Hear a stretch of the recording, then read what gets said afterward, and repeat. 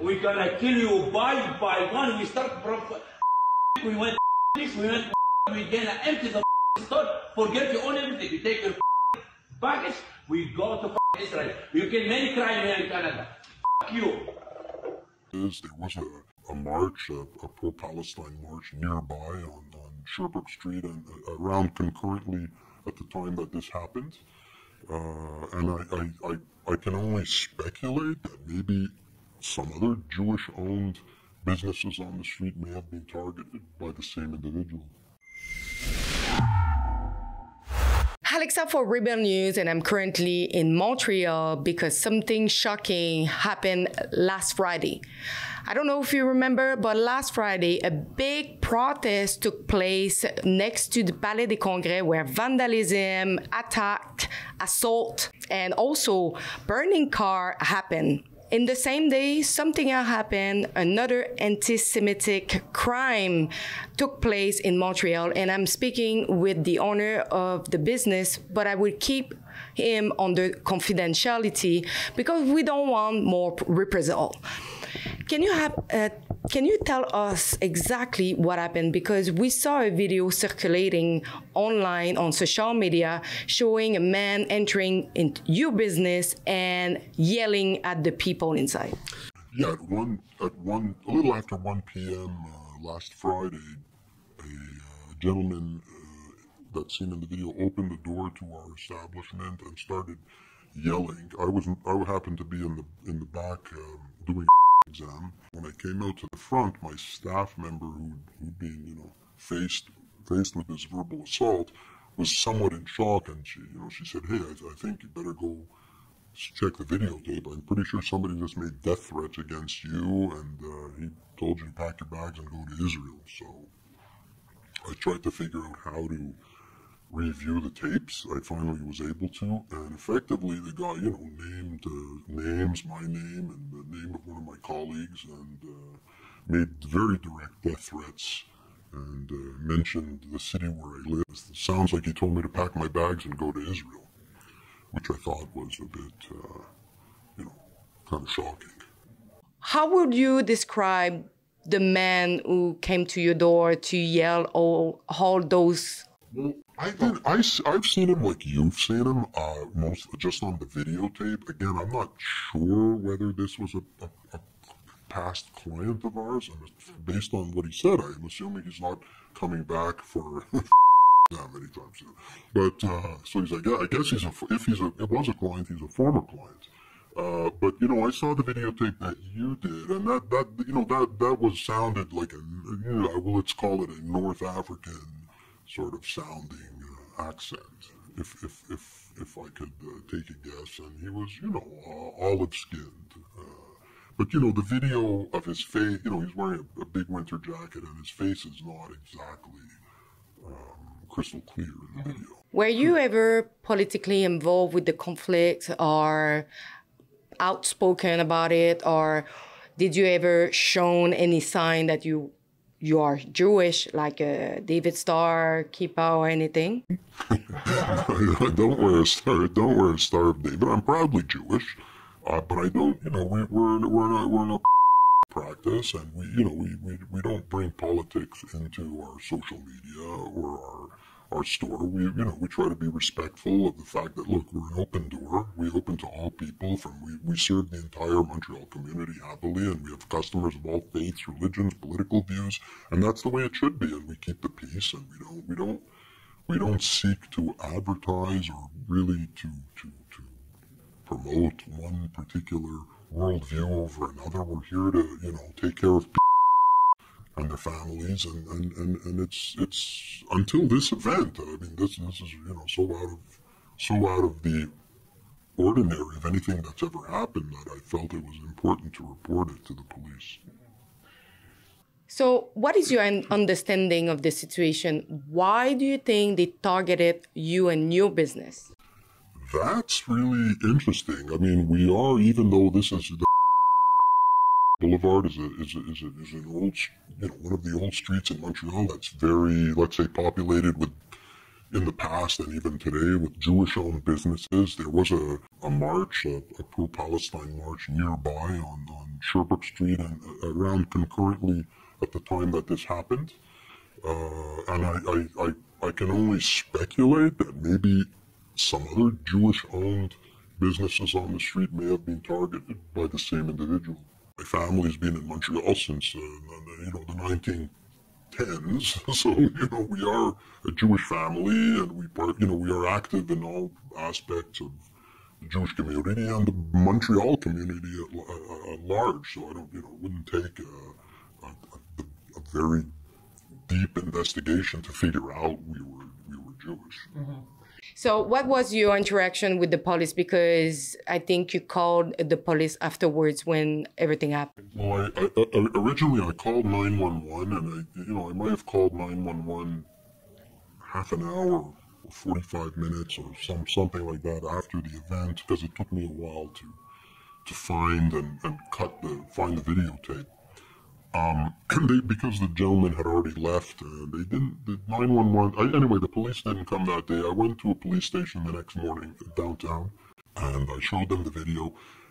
They didn't seem overly concerned about it, and dissuaded me in a way from filing. They seemed, like they had bigger issues, and maybe they do, and that's fine, and I thought about it. And then we just went to another police station the following day in our residential neighborhood, and they took the report. And they're always very courteous and professional. I think that perhaps they don't realize that a Jewish person who faces death threats and is told to go move to Israel feels very threatened. And I'm not sure that the extent to how that can affect someone is clear to the police or to the city administration. I want to have your feeling right now about what is going on in Montreal. It's been 14 months now that we have protests in the streets, but your establishment is here since a long time, and as you mentioned, it's the first time you ever had some death threat against you. Do you have any concern of the current situation? I do, in the sense that, like you mentioned, I've never had an incident like this ever. And I mean, we serve every faith in the city, every religion, every race, creed, ethnicity. We serve them all, and it's always with great respect both ways. I mean, we don't hide the fact that we're Jewish. We don't advertise it, and it doesn't really.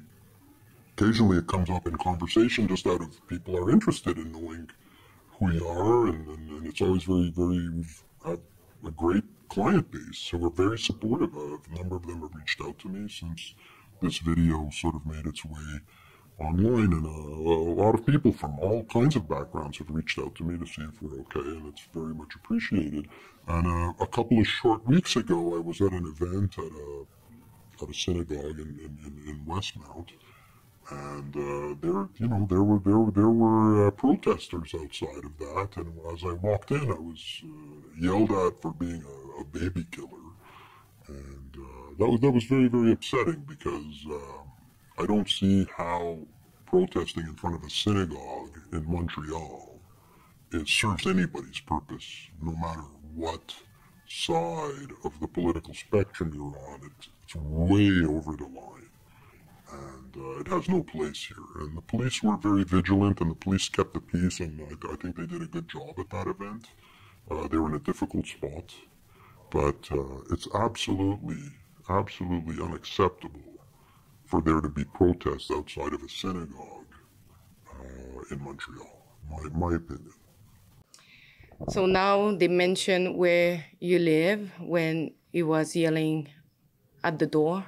Do you have any concern for you or your family? Yeah, I mean, I do. That's why another reason we filed a police report, but, we're confident that the police in both the city where we live and in as well are aware of what's going on, and I sleep well. I mean, maybe the last few nights, since this happened, a little, maybe one eye slightly open, but I feel that we have a really good police force with good people. And I think most Montrealers are good people, and I think it's a matter of a few bad apples that have to be they have to be held accountable for this kind of behavior. Recently, the police have been highly criticized, especially with the event on last Friday. But mainly, the person who has been highly criticized is Mayor Valérie Plante. Not only because she didn't take any action since 14 months, only just few tweets saying, oh, I condemn, or this is not okay. Do you think that she should do more and she should take a strong stance on what is going on?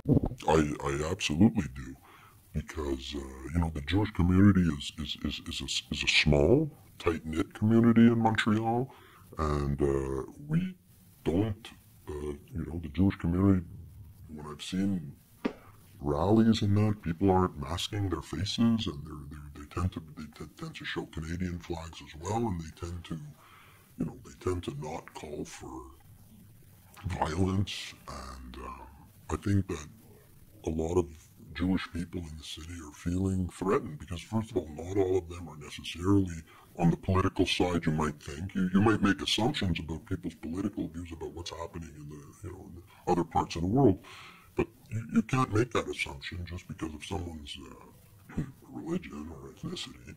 And none of this has a place in the city. And I know for a fact that if I'm feeling vulnerable, even slightly, I can imagine that there's people who face a far worse daily anti-Semitic. I'm sure there's Jewish people in the city that face this more frequently than I do, on a more ongoing basis than I do. This was two very new, recent, but isolated events. At Rebel News, we are believing that if the people are here on a visa or temporary, that are on the street, glorifying terrorist organization, causing vandalism, assaulting people, their visa should be revoked and they should be deported back in their country. They don't deserve to be here in Canada. Go and sign our petition at deporthamas.com if you believe that what I just say, it's true.